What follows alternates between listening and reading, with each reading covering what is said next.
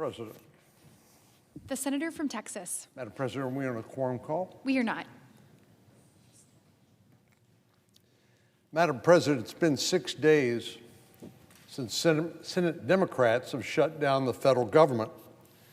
They did that by blocking a clean continuing resolution, as it's called around here, a stopgap spending bill that would take us to November the 21st to provide enough time to try to work out appropriations bills for full year funding, which are highly preferable to simply operating on autopilot, as a continuing resolution would do.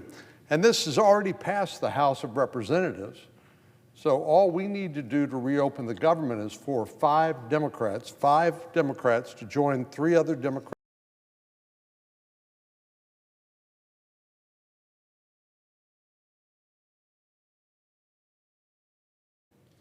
Let's not forget that it was partisan antics on their part that have brought us where we are today.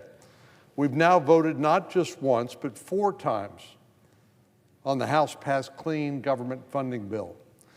While 3 Democrats have seen the light, as I said earlier, and have joined Republicans in voting for a clean continuing resolution, they have routinely done this in the past.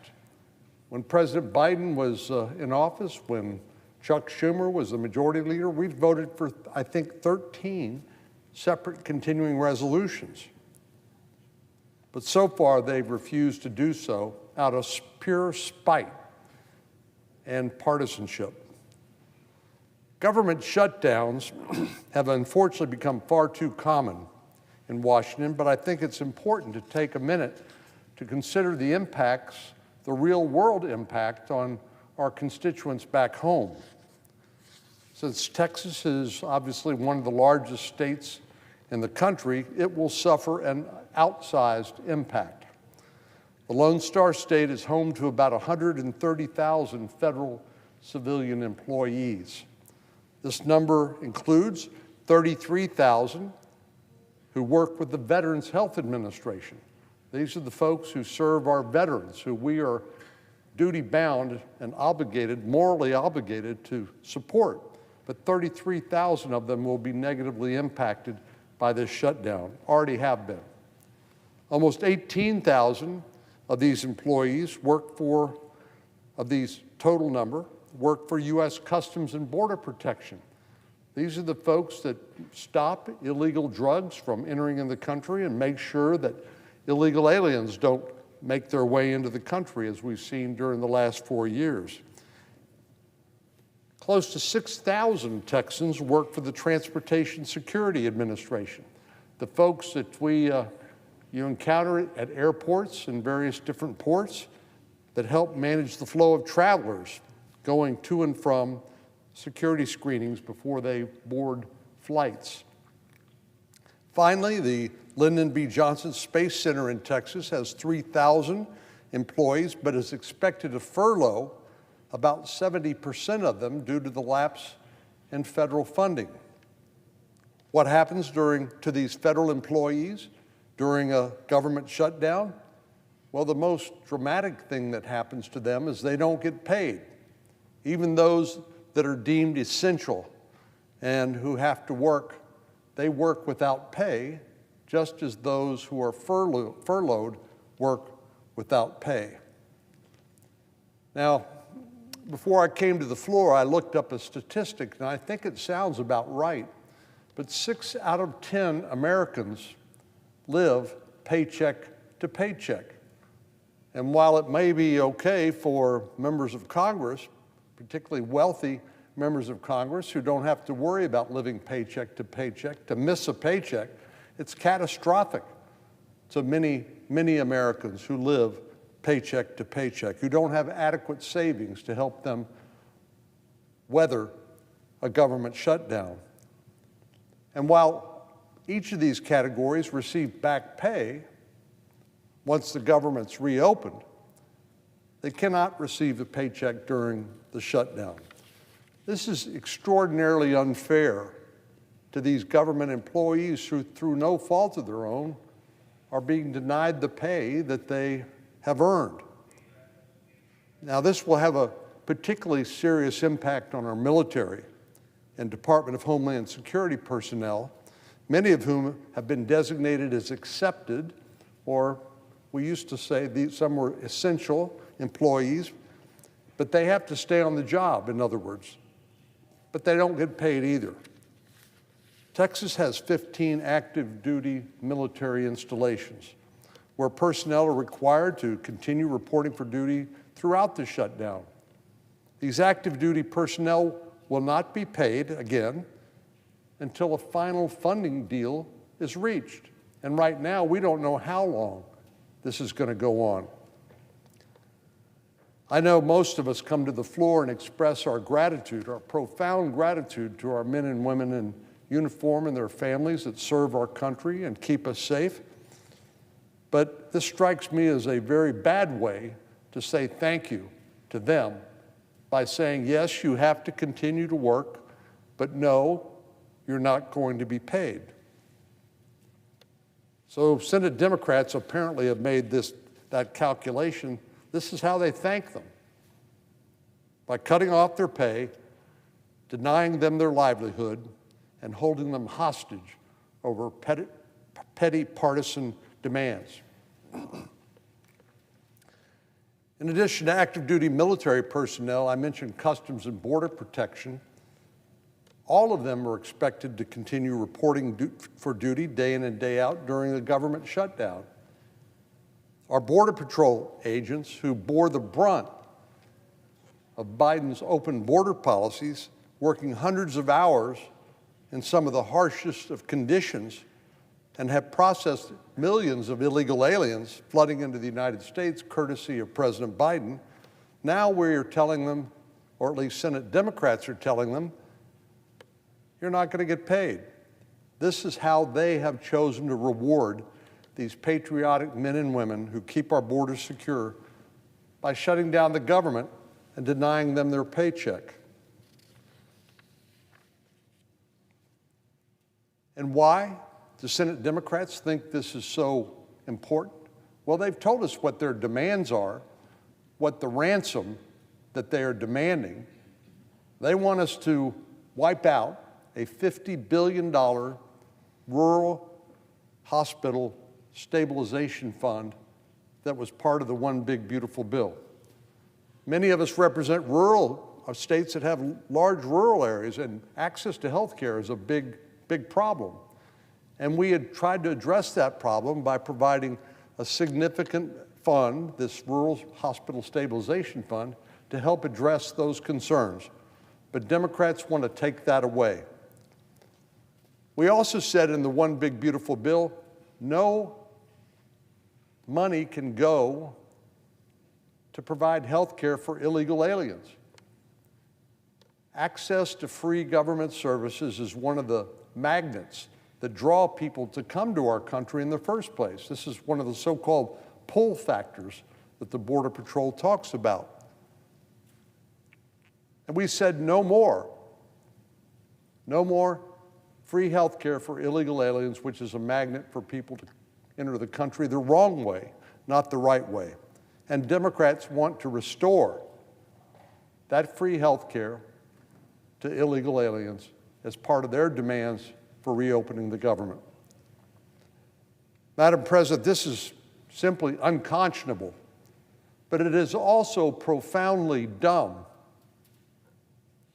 Shut down the government solves nothing. We've seen this movie before, and what happens when you reopen the government, the same problem, the same issues that caused you to shut down the government are there staring you in the face. So these shutdowns solve nothing. I don't know how Senate Democrats can continue voting against a clean government funding bill like they themselves have previously supported on a routine basis, knowing that the men and women who keep them and us safe are working for free, without a paycheck, for no other reason than that Senate Democrats refuse to give up on their partisan pipe dreams. FEMA, employees, Federal Emergency Management Agency, who are first responders in a case of natural disaster, are also expected to continue to be working without paid during hurricane season, no less. In addition to law enforcement and emergency personnel, a government shutdown affects all Americans one way or the other. It affects travel, it affects access to public lands. TSA workers and air traffic controllers have to keep working, and these are the people that make sure our airlines operate safely and on time. But they have to work without pay. The hiring and training of any new air traffic controllers, which we know is a real problem and an important issue, all that will stop during the time the federal government shut down. No new hiring of new personnel to help make our air traffic safe. All of this because Senate Democrats can't work in a bipartisan manner to keep government open even for a few weeks. The government shutdown also impacts our national parks and federal lands. Texas boasts 3.2 million acres of federally operated public lands, including Big Bend National Park, Guadalupe Mountains National Park, and Padre Island National Seashore. National parks face a partial shutdown, meaning that some areas, such as open-air sites, will remain open to the public, but buildings that require staffing, like museums, will have to close. Madam President, my constituents, roughly 32 million Americans, like all Americans, have to pay the price because of this completely unnecessary government shutdown and the outrageous demands Democrats are making to reopen. All of this lies squarely at their feet. You know, I was reflecting over the weekend after the last time we voted to reopen the government and Democrats voted no, how this must reflect on the United States in the eyes of the world. You know, I think most countries, most people around the world look at the United States as sort of that city on the hill, the place where they would like to live or at least visit, because we have the largest, most successfully functioning democracy in the world, with high standards of living, the opportunity for people to work hard, provide for their family, start a business, achieve their dreams. It is profoundly embarrassing, I think it should be embarrassing, to all members of Congress that we simply cannot get our act together enough to fund the government for the next few weeks while these negotiations over long-term appropriations bills are occurring. This kind of dysfunction is completely unworthy of what has been known, what is used to be known as the world's greatest deliberative body. The unfortunate reality is it doesn't have to be this way. Many of our Democratic friends have from time to time talked about various things being a threat to democracy. Well, being unable to pass a bill to fund the government to keep the lights on and keep government employees paid, that strikes me as a threat to our democracy. Senate Democrats have long preached the virtues of bipartisanship, especially when it comes to avoiding government shutdowns. And in the past, they've wagged their finger. We've seen it all on social media and on cable TV. They've said shutdowns are idiocy. That's what the Democratic leader said on TV years ago when the shoe was on the other foot. He said it's idiocy. Well, I agree with him. It was idiocy then, and it's idiocy now. The American people may not understand the ins and outs of what goes on here, but what they can smell from a mile away is hypocrisy. And that's all this is, sheer hypocrisy.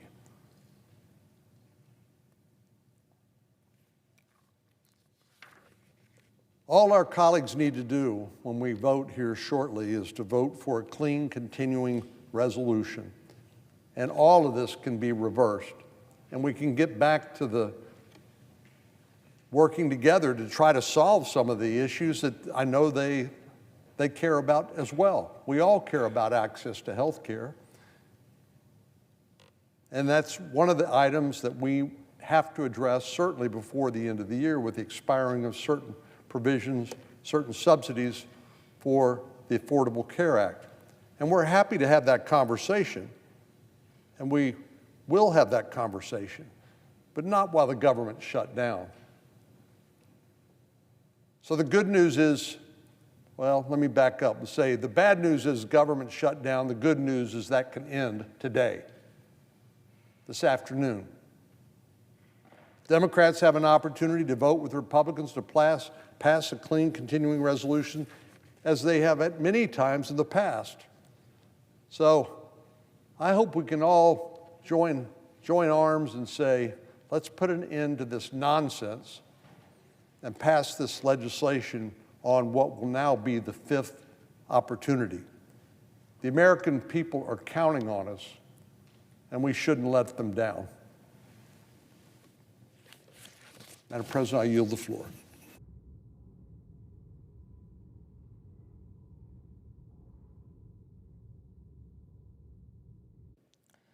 Madam President. The senator from New Jersey.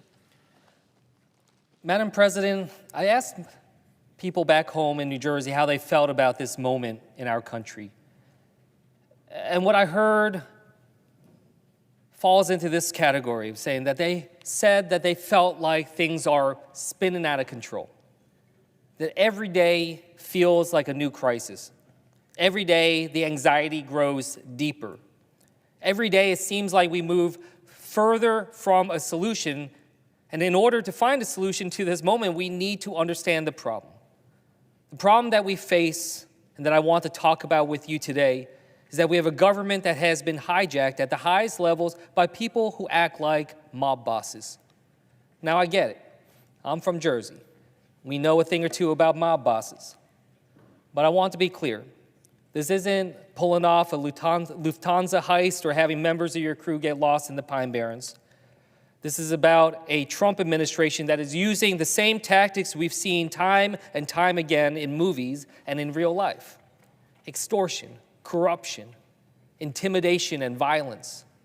All of these things that have become hallmarks of the Trump presidency. And I bring them up today, 6 days into a government shutdown, because this is what the Trump administration is focused on. The Trump administration is not focused on lowering your costs. If they were, they'd be here at the Capitol today working to find a way to lower healthcare costs as we're about to see them spike for millions of Americans, potentially kicking large numbers off their coverage who can't afford it. The Trump administration is not focused on creating jobs or creating economic opportunities. If they were, they'd be here in both the Senate and the House today, working to make sure that we're investing in the kinds of things only government can provide. Things that make us more competitive, more innovative, more prosperous. The Trump administration is certainly not focused on keeping you and your family safer. If they were, they'd be here at the Capitol today, in both chambers, working to get our troops paid or to address the real challenges at home and abroad that threaten our security. Instead, this administration and leaders here in this Capitol have shut down this government so they can focus on the things that they want, to use government to further corruption so that they can funnel money to their billionaire donors, to use government as a tool to extort the American people to bend to their will, to weaponize government to intimidate Americans through violence who dare oppose their actions by even just speaking out. Corruption, extortion, and intimidation through violence. This is how the Trump administration wants to use your government against you. Now, like every great mob movie, it's not just about the boss who plays a critical role. For every Don Corleone, there's a Tom Hagen and a Luca Brasi. Donald Trump plays the role of the mob boss, but it's his henchmen who are really running the show. Russell Vought and Stephen Miller, they're not public servants. Public servants, they work to serve the public. They work towards a public good. Russ Vought and Stephen Miller are straight out of Scorsese. These two men are running an operation on corruption, extortion, and intimidation that would make Al Capone jealous. Let's start with Russ Vought. Russ Vaught's entire existence, his reason for being, is to cut every program the American people can possibly rely on so that the billionaires who fund his work can get another tax cut. Money goes to him, money goes back to them, none of it goes to you. Pure corruption. But it's not enough for Russ Vought to just funnel billions to his backers. He has to take from you just to remind you of his power, just to bring you to heel. That's why last week he announced that he was freezing $18 billion for critical infrastructure projects in New York and New Jersey. One of them is the Hudson Tunnel Project, which is critical to our region's economy. In fact, when I asked Secretary Duffy about this at his confirmation hearing, he said it was a project of national importance, critical for our nation, not just our region. It's essential to our pursuit to bring infrastructure into the 21st century, and it supports tens of thousands of jobs. But Russell Vought decided to freeze that money out of nothing but political retribution. He decided to freeze this money because he thinks he can punish the people of New Jersey for demanding the government actually work for them, for demanding that we actually work to lower costs. It doesn't just stop at New Jersey. He froze billions in dollars for transit projects in Chicago and more than $8 billion in Department of Energy projects in states across the country just because those states voted for Democrats in the last election. Didn't try to stop those exact types of projects in states that voted for Donald Trump in the last election. Russell Vought acts like a mob boss because he thinks he can use his levers of government to funnel money to his friends and take away your services when you've gotten out of line. Last week, I went to New Jersey for a day and heard from my constituents about how they're seeing this shutdown. And one woman said something that really stuck out to me. Because I asked her, if you had a chance to be able to say one thing to Donald Trump and these Republican negotiators, what would it be? And this was an independent voter. She said, I would want to tell them that it's our money. It's the American people's money, not Trump's personal bank account. She's absolutely right. This isn't Russell Vaught's money to take away whenever he pleases. We've seen him do that through something called rescissions, something that completely ignores the framework our founding fathers put in place nearly 250 years ago. That Congress, on the behalf of you, the people, decide how your money is spent. And when that decision is made on behalf of you, your will, your money can't be overturned and taken away simply because a single bureaucratic mob boss decides to exercise his power. It's not just taking money away. We need to remember that this isn't Russ Vaught's money to use as a tool to extort his imagined enemies into following his orders. We need to remember that this is your money, it's your government, and it should work for you. But right now, the Trump administration isn't working for you. It's working to grow and consolidate its own power. And that brings us to our second mob boss, Stephen Miller. Stephen Miller thinks he's the enforcer. He thinks it's his job to defeat Donald Trump's enemies. And again, like Russell Vought, he doesn't seem to see himself as a public servant.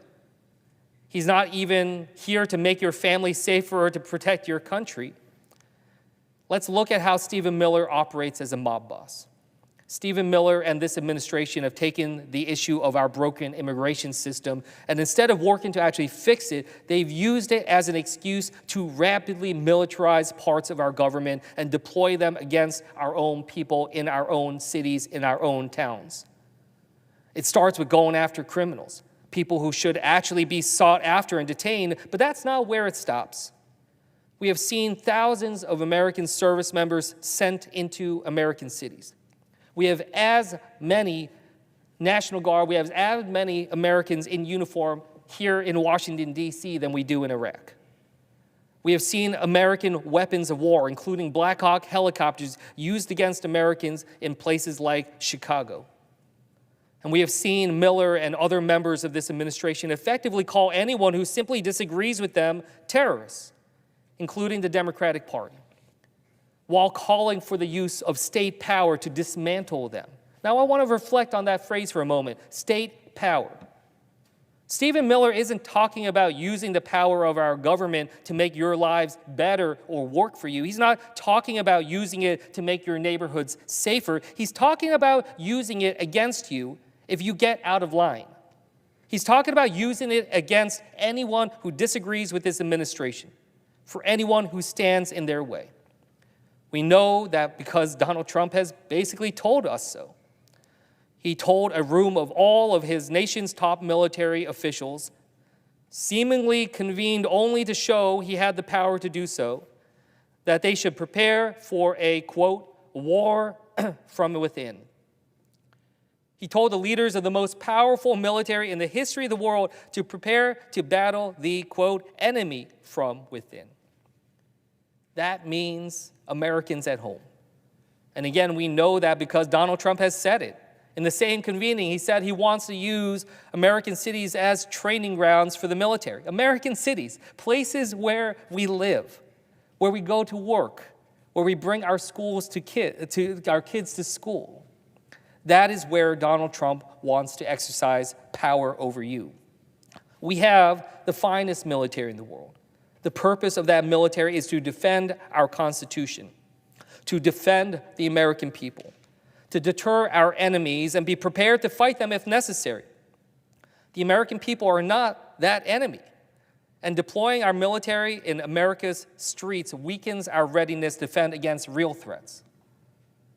Donald Trump and Stephen Miller and this administration will keep finding new excuses to seize power and threaten to use it against you. In the words of a federal judge, one that Trump appointed, ours, quote, is a nation of constitutional law, not martial law. And the actions of the Trump administration, quote, risk blurring the lines between civil and military federal power to the detriment of this nation. We are seeing this administration launch military strikes against individuals from Venezuela with no legal authorization or justification. We're seeing this administration, Mr. Miller specifically, call legal decisions that he doesn't like, quote, an organized terrorist attack. We're seeing this administration use intimidation and violence as tools not to make us safer, as if that was ever acceptable, but to make us submit. At the end of the day, that is this administration's aim, submission. Like every mob boss, they want you to kiss the ring.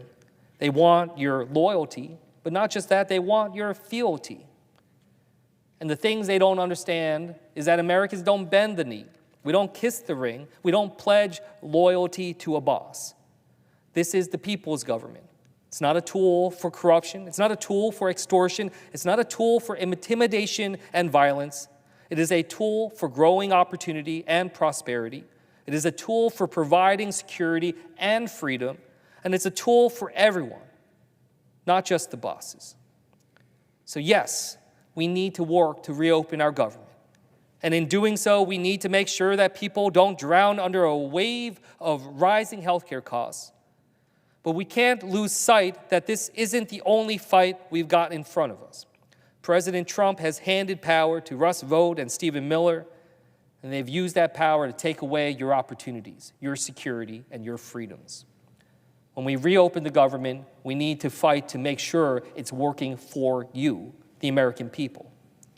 You deserve better than to live under the thumb of mob bosses. We're going to fight every day to make sure that you can.